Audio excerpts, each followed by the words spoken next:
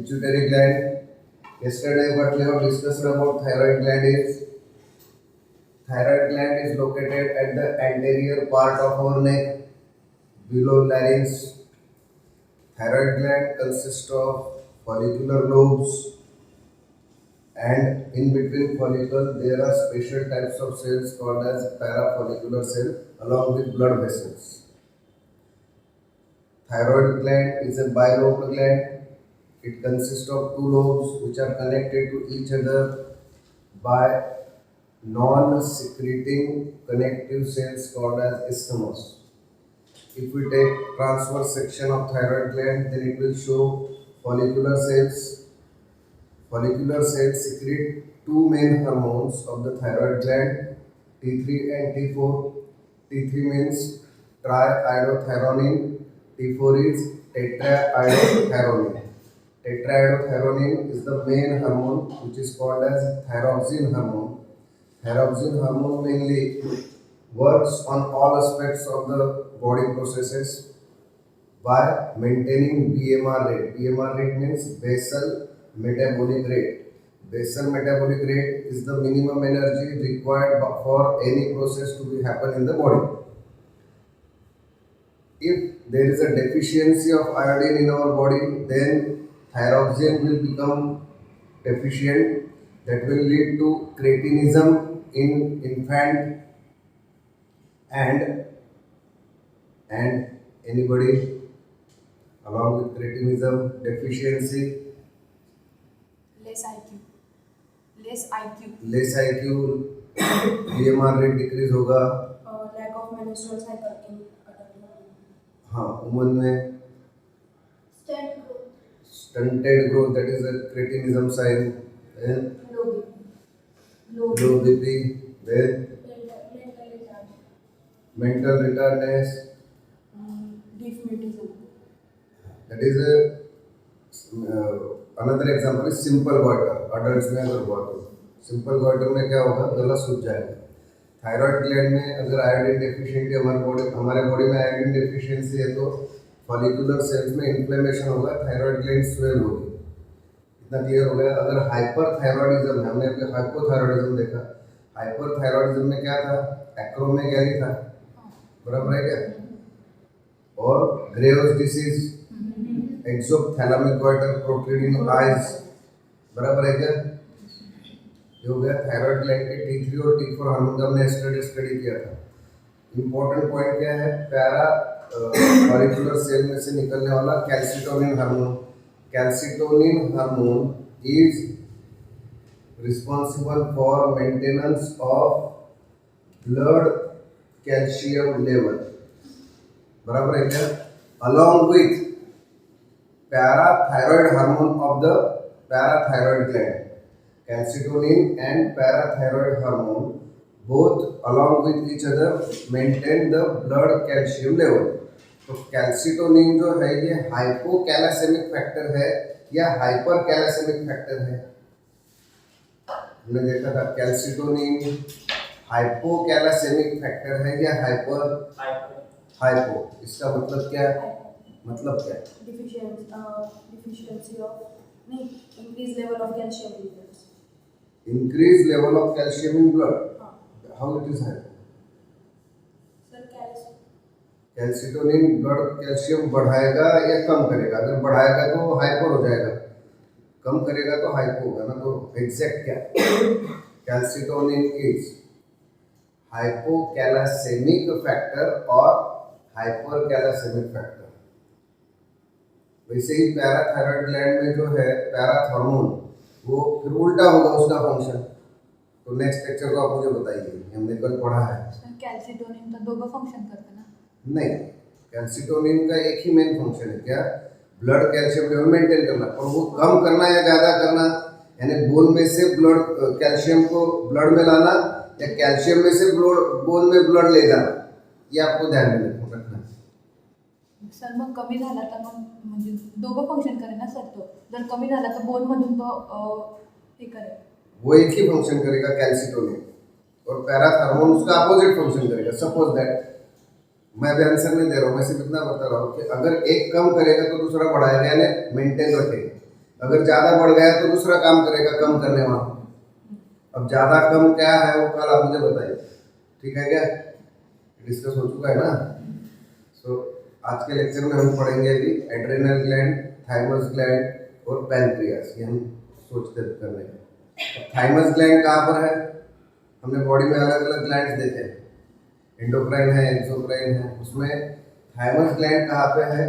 तो स्टर्नम के पीछे, दिस इज अवर स्टर्नम, बराबर है कि स्टर्नम के पीछे, और हार्ट का जो एओर्टा है उसके वेंट्रल साइड, एओर्टा के आगे, स्टर्नम के पीछे, और हार्ट का जो एओर्टा है, एओर्टा यानी क्या?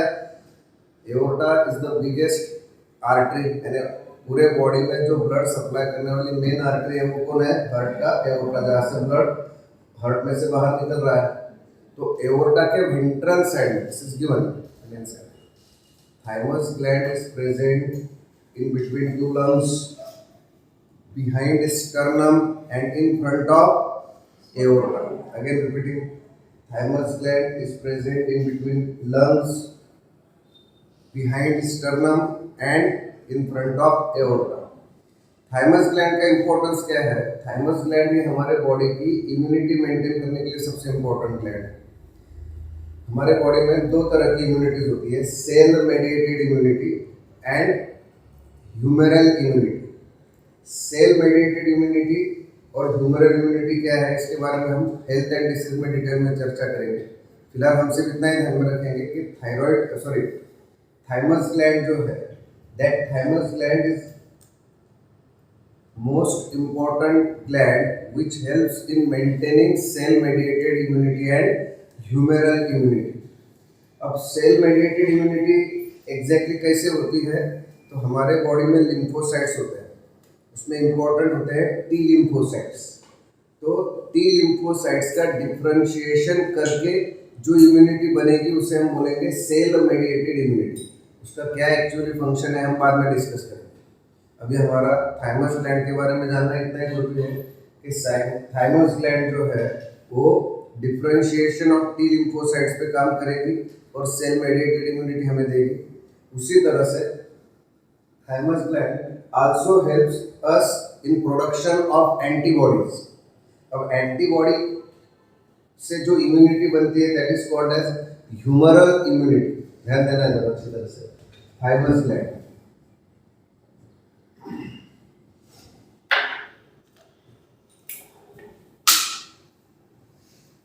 थाइमस ग्लैंड जो है, थाइमस ग्लैंड की पोजीशन कहाँ पर है? बिहाइंड स्टर्नम और वेंट्रल साइड ऑफ क्या? वेंट्रल टू एओर्टा, ये उसका लोकेशन है। थाइमस ग्लैंड से जो हार्मोन निकलेगा, hormone is called as thymosin.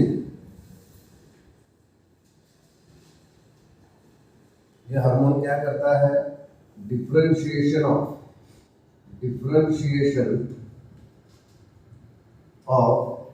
T lymphocytes.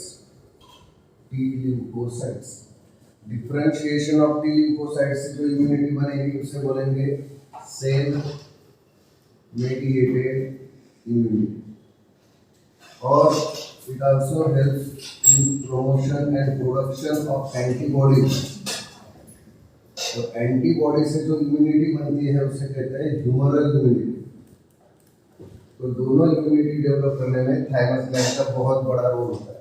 This is all about thymus gland. एक इम्पॉर्टेंट पॉइंट एनसीईआरटी में दिया है कि जो ओल्ड एज वाले पर्सन होते हैं उनमें थाइमस ग्लैंड का जो फंक्शन है वो रिड्यूस हो जाता है।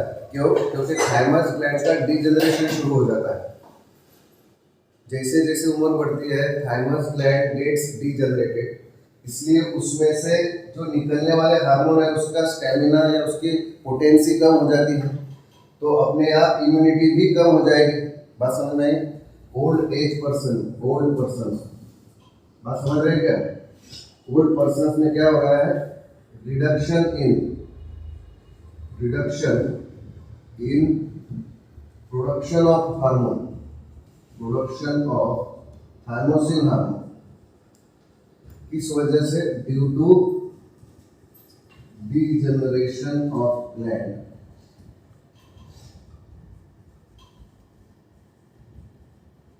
This is overall about thymus gland. So अगर आपको एनसीईआरटी फाइनल करना है और नीट ध्यान में रखना है तो इतना ही ध्यान में रखेंगे।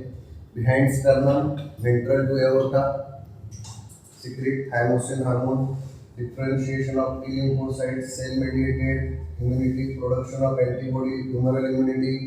ओल्ड पर्सन में थाइमस ग्लैंड भी जनरेट होने की वजह से थाइमोसिन हार्मोन कम सीक्रेट होगा, उसकी पोटेंसी भी कम हो जाएगी, इसलिए ओल्ड पर्सन की इम्यूनिटी कम होगी। बात समझ गए? कितना क्लियर हो गया? This is overall about thymus gland.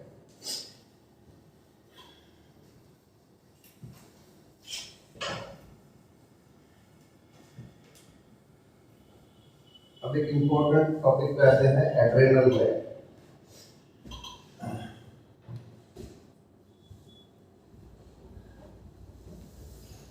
Adrenal gland की लोकेशन ऑलरेडी आपको पता है, किडनी के ऊपर होती है, anterior to kidney, just like cap of kidney, बराबर है क्या?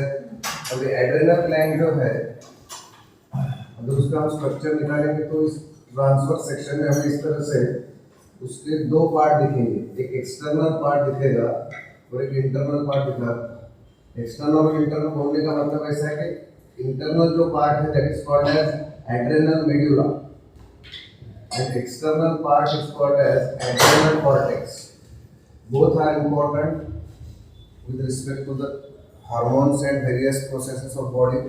एड्रेनल ग्लैंड में दो पार्ट है, the middle one part is called as, or inside part is called as medulla and outer part is called as cortex। ध्यान में रखना। अब जब हम एड्रेनल ग्लैंड का सोच रहे हैं तो एड्रेनल ग्लैंड हमारे बॉडी में बहुत बहुत इंपॉर्टेंट रोल प्ले करती है। Adrenal cortex and adrenal medulla.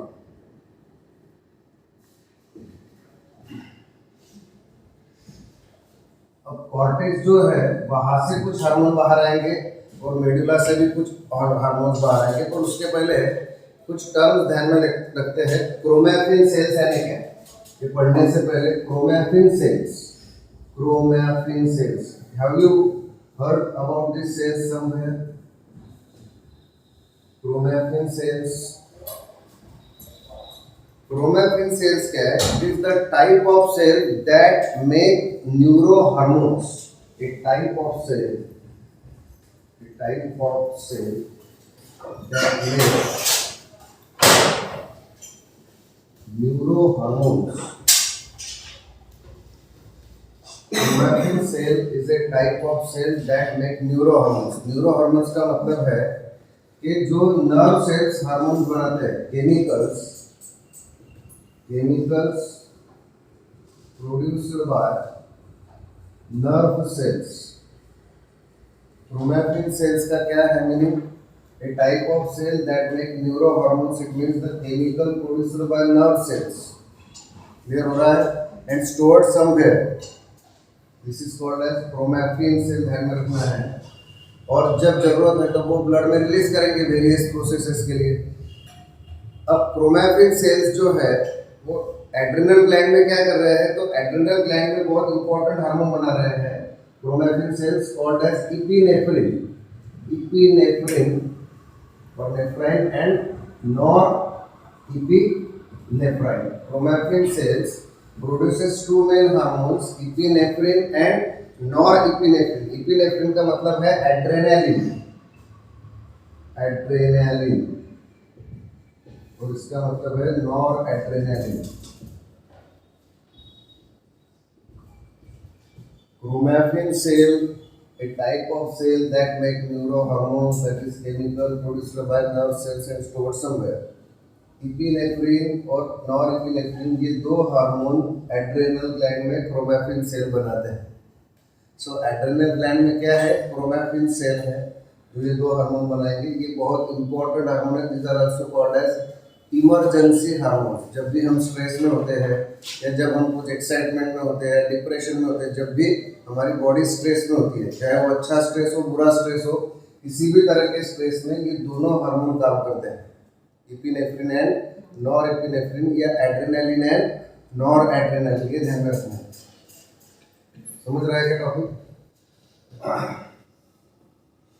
अब ये जो क्रोमैटिन सेल्स है, इससे ये जो दो हार्मोन्स निकलते हैं, these are actually collectively called as catecholamines. Catecholamines. These are emergency hormones. These are also stress hormones. These are also called as fight and flight hormones. Fight and flight hormones. Catecholamines. Catecholamines. Adrenaline and noradrenaline also called as emergency hormones. Emergency hormones. They are called as fight and flight hormones. Stress management में ये दोनों hormone हमेशा काम करेंगे जब भी body में stress है. तो ये वर्ड क्लियर हो गया, क्रोमैटिन सेल टर्म क्लियर हो गई. ये क्या है? Type of cell that make neurohormones बनाने वाली, यानी नर्व सेल है जो केमिकल प्रोड्यूस कर रही है. कौन से बना रही है? इधर एड्रेनल ग्लैंड में epinephrine and norepinephrine. Emergency hormone, fight and flight hormone stress management में काम आएगी. क्लियर हो गया कि ये टर्म? यहाँ पे कोई मेरे ख्याल से आपको परेशानी नहीं है. और एक टर्म समझते हैं, ग्लूकोनियोजेनेसिस एंड ग्लाइकोजेनोलाइसिस. ये दोनों टर्म जो है ये अभी आने वाले एक्सप्लेनेशन में काम आएंगे.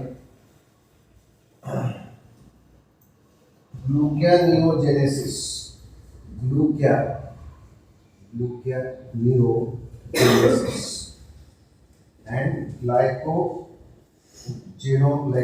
एंड ग्लाइकोजेनोलाइसिस दोनों अलग अलग टर्म हैं.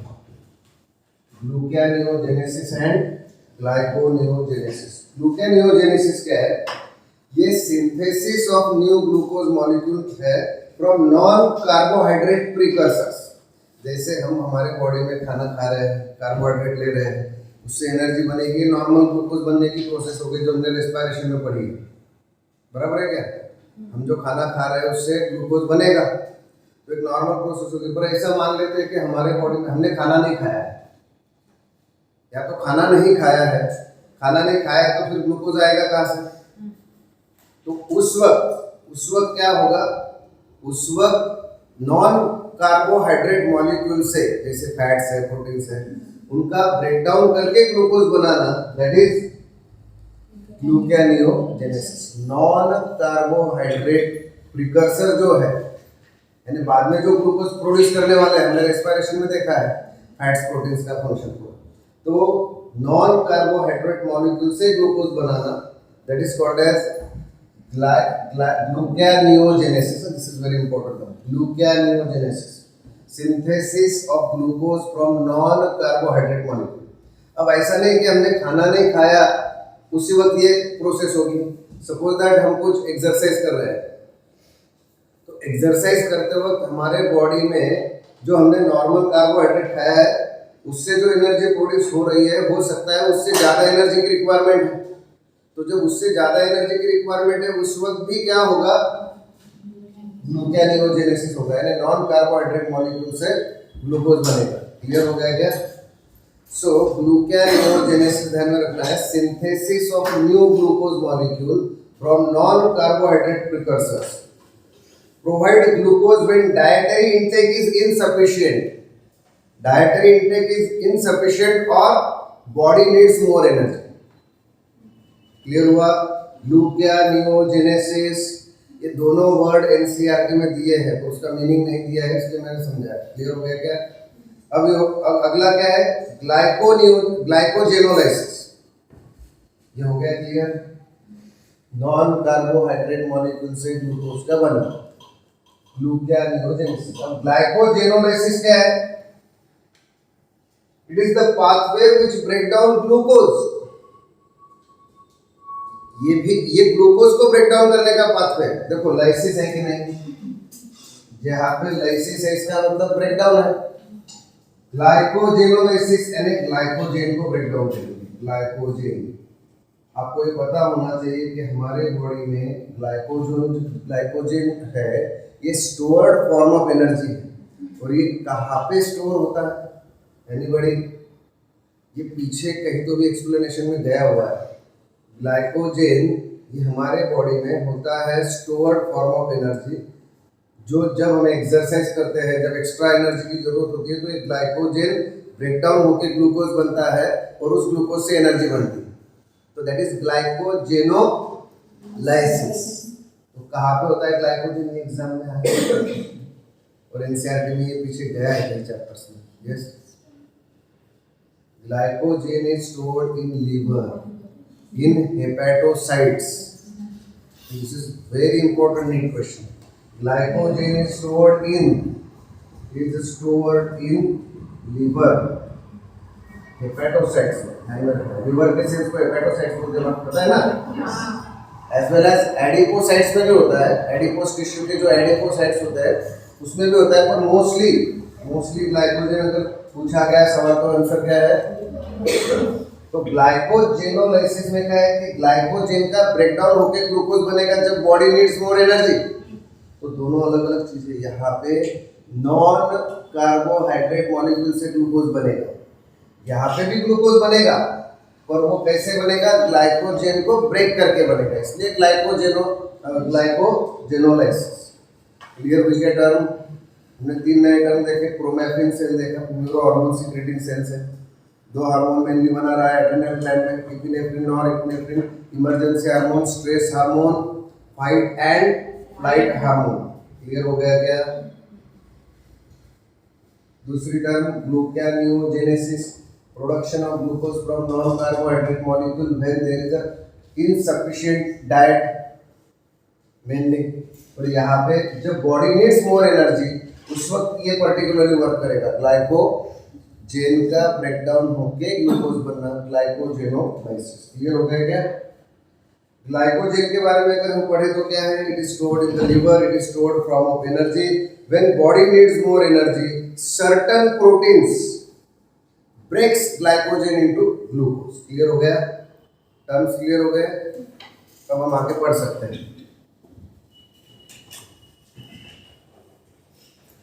अब एड्रेनल ग्लैंड जो है कहाँ पर है? हमें ऑलरेडी पता है, ये किडनी, बराबर है ना? ये क्या है? किडनी का यूरेटर, ठीक है। अब ये किडनी के ऊपर एक कैप है, दिस इज एड्रेनल ग्लैंड। बात समझ में आ गई? दोनों किडनी के ऊपर कैप है, एड्रेनल ग्लैंड। एड्रेनल ग्लैंड में 2 पार्ट है, adrenal medulla and adrenal cortex. Adrenal cortex ये 80 to 90% फंक्शनल होता है मेनली, और मेडुला 10 to 20% होता है। अब मेडुला और कॉर्टेक्स के ओरिजिन के बारे में क्वेश्चन आ सकता है कि एड्रेनल मेडुला ओरिजिन में कैसा है? तो it is ectodermal in origin and adrenal कॉर्ट मैंने मेडुला के बारे में बताया। Adrenal medulla is ectodermal in origin and cortex is endodermal in origin. ध्यान में रखना है, इंपॉर्टेंट पॉइंट है। दूसरा, एड्रेनल मेडुला जो है वो किससे बना हुआ होता है? Chromatin cells. तो क्रोमैटिन सेल के फंक्शन आ गए फिर उसमें। क्रोमैटिन सेल से बने, इसका मतलब फिर वो 2 हार्मोन बनाएंगे, catecholamines, adrenaline, noradrenaline, epinephrine, norepinephrine, emergency hormone, fight and flight hormone. अब इनके फंक्शन क्या क्या है? प्यूपिल का डायलेशन बढ़ाएगा, समझ रहे हैं? हार्ट बीट बढ़ाएगा, क्या बढ़ाएगा और क्या कम करेगा? तो इसमें सब कुछ बढ़ाना ही है, सिर्फ 2 चीजें कम करना है, इतना ध्यान में रखेंगे।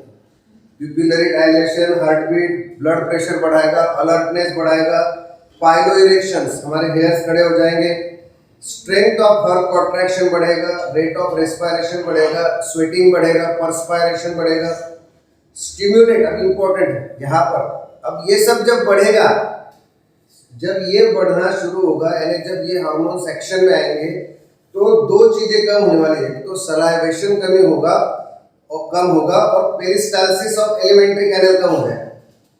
सलाइवेशन कम होगा और पेरिस्टालसिस ऑफ एलिमेंट्री कैनल कम होगा, यानी हमारे गैस्ट्रो इंटेस्टिनल रेट डाउन हो जाएंगे। ये कब होता है? जब हम एक्सरसाइज करते हैं, जब हम डांस करते हैं, जब एक्साइटमेंट में होते हैं तो हमें भूख नहीं लगती ना, उसका रीजन क्या है? क्योंकि इमरजेंसी हार्मोन वर्क करते हैं।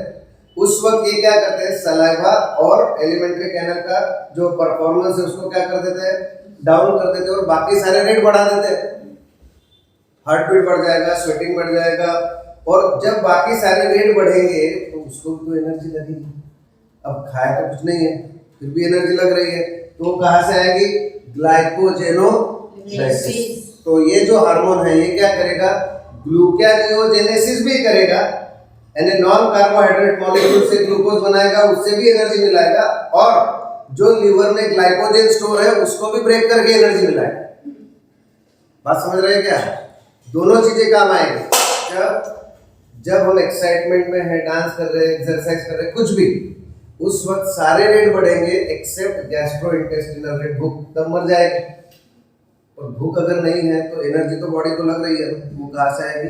Gluconeogenesis, production of glucose from non carbohydrate molecule, और ग्लाइकोजेनोलाइसिस, लीवर में जो ग्लाइकोजन है उसको ब्रेक करके ग्लाइकोजन से ग्लूकोज मिलाने का और उससे एनर्जी मिलाने।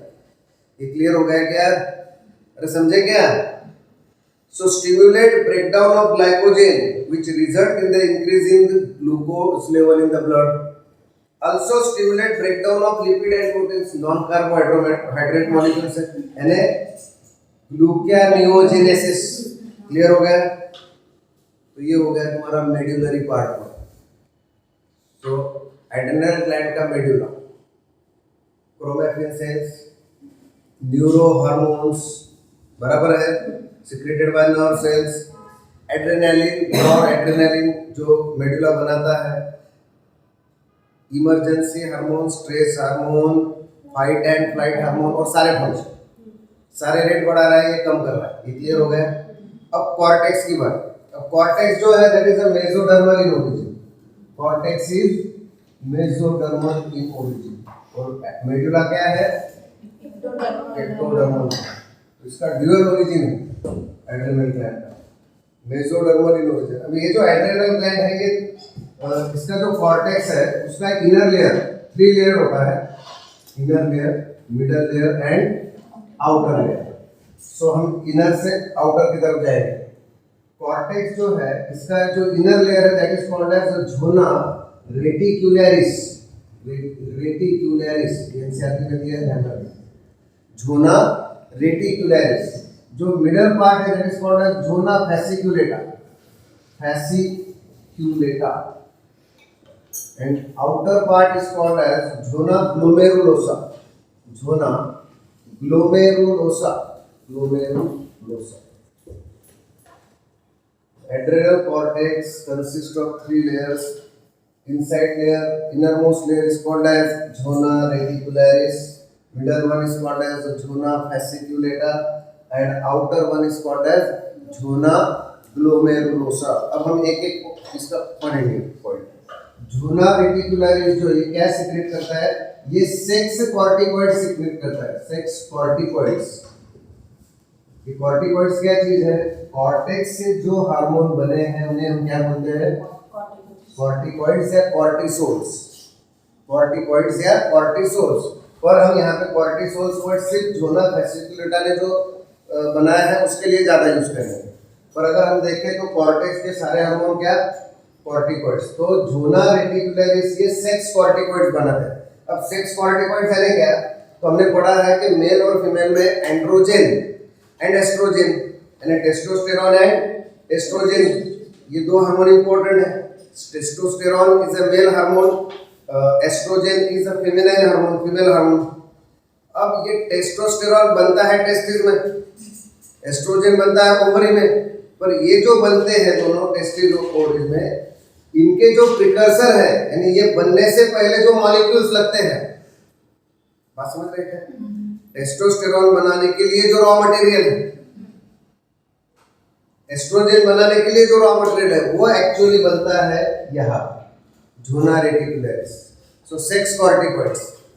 Sex corticoids are the precursor of androgen and estrogen hormone. क्या होता है? यहाँ से वो ब्लड में मिक्स होके जाएंगे टेस्टिस में, ओवरीज में, और वहां पे फॉलिकुलर सेल को मदद करेंगे एस्ट्रोजन सीक्रेट करने में, और टेस्टिस में सेमिनिफेरस ट्यूबुल में। कंसेप्ट क्लियर हुआ क्या?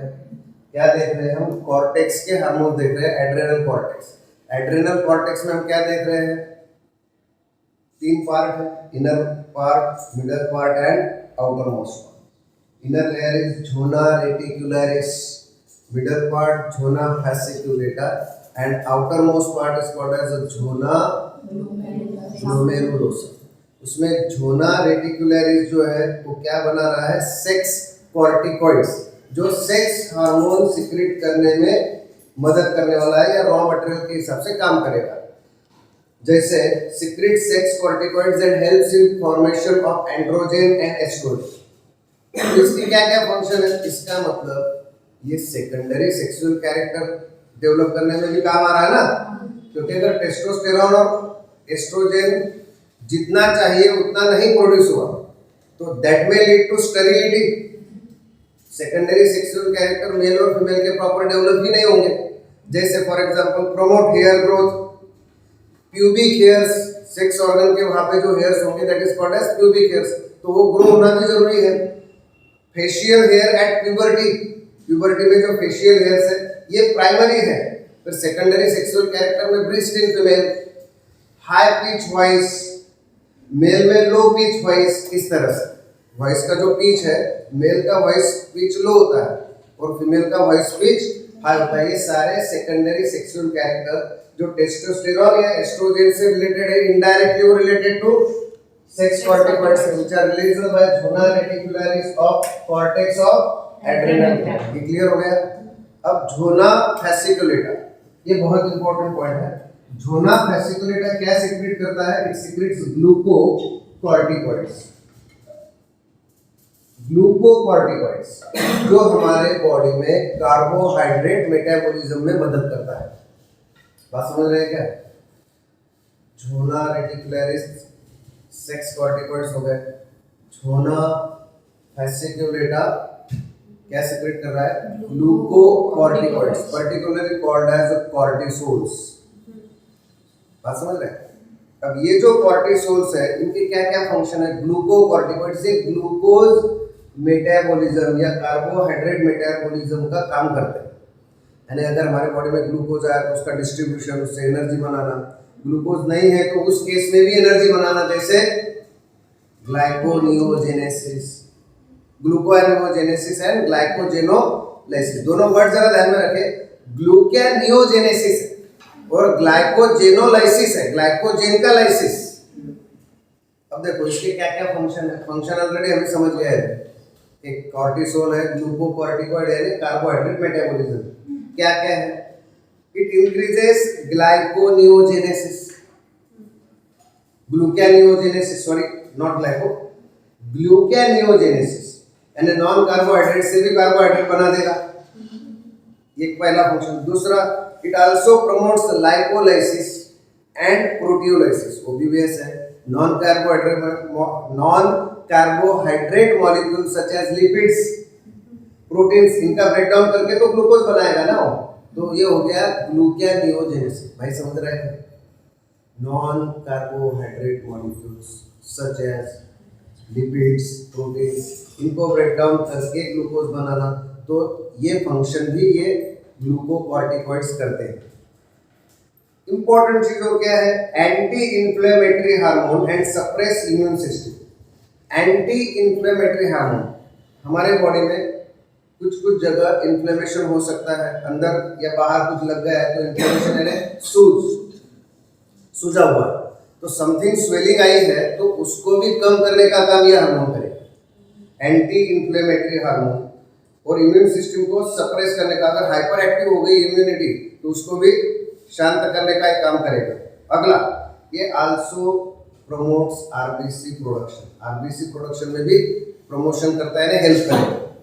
आगे, maintain cardiovascular system and kidney function also, glucocorticoids, क्योंकि हर जगह कार्बोहाइड्रेट से एनर्जी तो लगेगी ना, तो हर जगह ये फंक्शन आएगा ही आएगा। आगे क्या? इनहिबिट, ये बहुत इंपॉर्टेंट है, inhibit cellular uptake and utilisation of amino acid, inhibit cellular uptake and utilisation of amino acid. Cells को जो अमाइनो एसिड्स का यूटिलाइजेशन चाहिए, जो अपटेक लेने वाले हैं ब्लड में से वो उसको क्या करेगा, कम कर देगा, इनहिबिट कर देगा। बहुत ज़्यादा बाहर का सोचने की जरूरत नहीं, एनसीईआरटी में इतना दिया है, वही हमें ध्यान में रखना है। क्या ध्यान में रखना है, ग्लूकोकॉर्टिकोइड्स कॉर्टिसोल्स है, क्या करते हैं, कार्बोहाइड्रेट मेटाबॉलिज्म में मदद करते हैं, ग्लूकोनेओजेनेसिस with the help of lipolysis and proteolysis, helps in RBC production, cardiovascular system and kidney function maintain करने में भी मदद करते हैं। Anti-inflammatory hormone act as anti-inflammatory hormone and suppresses immune system। ये पॉइंट आप ध्यान में रखें। क्लियर हो गया। अब अगला है धुना ग्लोमेरुलुसा। इसमें से क्या बनेगा, तो इसमें से बनेगा जो हमारे बॉडी में ऐसा केमिकल बनेगा जो हमारे बॉडी में वाटर एंड इलेक्ट्रोलाइट बैलेंसिंग का काम करेगा। देखो कार्बोहाइड्रेट बैलेंसिंग का हो गया, अब वाटर एंड इलेक्ट्रोलाइट यानी सोडियम पोटेशियम हो गया, बराबर कि नहीं। तो आयंस मेंटेन करना, तो हमारे बॉडी में वाटर एंड आयन का मेंटेनेंस करना यानी मिनरल्स का मेंटेनेंस करना। That's why the hormone which is produced by zona glomerulosa are called as mineral corticoids. और ये मेन हार्मोन जो है, सबसे मेन मिनरल कॉर्टिकॉइड कौन है, अल्डोस्टेरोन। अल्डोस्टेरोन ये मिनरल कॉर्टिकॉइड है हमारी बॉडी का। स्टेटमेंट दिया है एनसीईआरटी में, it is the main mineral corticoid अल्डोस्टेरोन। What it does, maintenance of water and electrolyte balance. अब इलेक्ट्रोलाइट बैलेंस मेंटेन करने का मतलब ही है कि ऑस्मोटिक बैलेंस मेंटेन करना। बात समझ में आई कि नहीं। सो ऑस्मोटिक बैलेंस मेंटेन करने का काम अल्डोस्टेरोन का है। इसका मतलब डेफिनेटली ये किडनी पर काम करने वाला है, किडनी के रेनल ट्यूब्यूल पे काम करेगा। Increases reabsorption of sodium ion into the body from renal tubule. Renal tubule में से जो मटेरियल आगे बढ़ रहा है उसमें से सोडियम फिर से बॉडी में रीअब्सॉर्ब करना और पोटेशियम उसमें डाल देना। बात समझ में आई कि नहीं। पर इतना डिफिकल्ट स्टेटमेंट ध्यान में रखने की जरूरत नहीं, सिर्फ क्या ध्यान में रखना है, water and electrolyte balance, it act on the renal tubule and helps in balancing of sodium and potassium. Clear हो गया क्या। एनसीईआरटी का स्टेटमेंट ध्यान में लेते हैं, it is the main mineral corticoid in the body, acts mainly on renal tubule and stimulate reabsorption of sodium and water and excretion of K plus and phosphate ion। यानी sodium और water को body के अंदर ले लेने का और K plus और फॉस्फेट को बॉडी से यानी रेनल ट्यूब्यूल में डाल देने का, या उसमें से निकालना ही नहीं। देखो ध्यान दो, हमने देखा है रेनल ट्यूब्यूल, ये रेनल ट्यूब्यूल है और बाद में फिर ये यूरेटर में आ गया सामान। अब रेनल ट्यूब्यूल में जो पानी है उसमें सोडियम है, पोटेशियम है, फॉस्फेट है, जो कुछ भी है, तो ये किस पे काम कर रहा है, अल्डोस्टेरोन रेनल ट्यूब्यूल पे काम कर रहा है। वहां से किसको निकाल रहा है, वो promotes reabsorption of sodium and water, बराबर है। और किसको जाने दे रहा है, वो पोटेशियम और फॉस्फेट को जाने दे रहा है, उसका एक्सक्रीशन होने दे रहा है। क्लियर हुआ क्या कि नहीं हुआ। इतना ही स्टेटमेंट अभी ध्यान में रखना है, बाकी एक्सक्रीटरी सिस्टम में हम देखेंगे। तो stimulate reabsorption of sodium and water and excretion of K plus and phosphate ion। Aldosterone help in maintaining electrolyte of the body fluid। Body fluid का electrolyte है osmotic pressure, osmotic volume। Aldosterone is also called as salt retaining hormone। Sodium लेना है, salt retaining hormone। Clear हो गया, खत्म mineral corticoid. This is overall about adrenal gland. कुछ problem, फिर से एक बार रिवाइज करते हैं, ध्यान।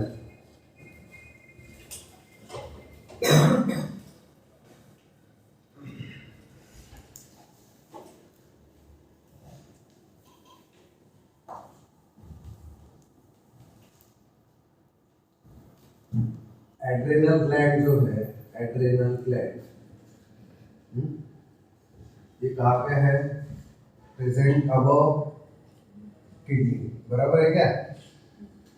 पेयर ऑफ ग्लैंड है, ये पेयर्ड है, ध्यान में रखना, क्योंकि दो किडनी है तो दोनों पे एक एक ग्लैंड है, पेयर्ड एड्रेनल हो गया। इसके दो पार्ट है, outer cortex and inner medulla. Medulla कौन सा है? एक्टोडर्मल ओरिजिन का है, और कॉर्टेक्स मेसोडर्मल ओरिजिन का है। मेडुला जो है वो बॉडी में उसमें है क्रोमैटिन सेल्स है, क्रोमैटिन सेल्स, क्रोमैटिन सेल्स है। ये दो हार्मोन बना रहा है, एड्रेनालिन एंड नॉर एड्रेनालिन, या epinephrine and nor epinephrine. These are togetherly called as catecholamines, catecholamines, amines, amines.